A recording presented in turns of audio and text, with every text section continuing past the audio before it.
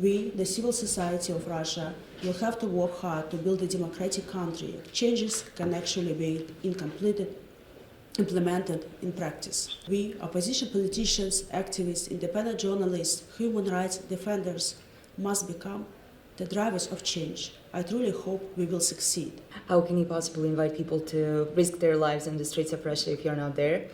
Today, the price of protest is sky high.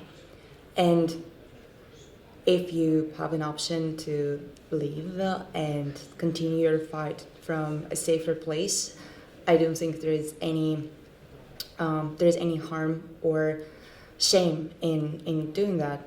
The answer is find out what you can do sustainably.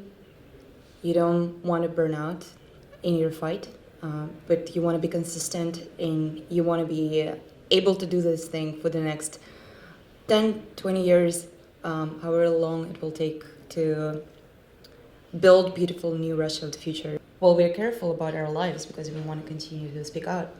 I believe that the phrase legal political struggle works if we recognize the current authority as legitimate.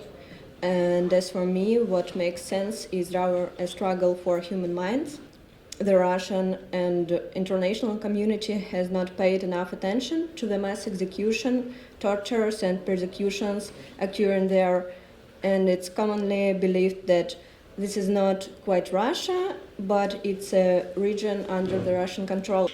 I believe that now it's important for the international community to document all crimes committed by the Russian authorities, just as what the Russian troops are doing in Ukraine is being documented, so that when Putin is gone, those who carried out his orders will face real punishment.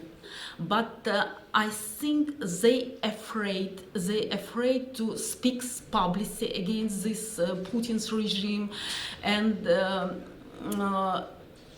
I think they looks like hostage of this regime, and they perfectly understand if they start to protesting now, their life will be immediately destroyed, and they lost everything what they have. And I think everybody understand this ship. Putin's regime this ship is now sinking, but nobody understand how jump off from this sinking ship.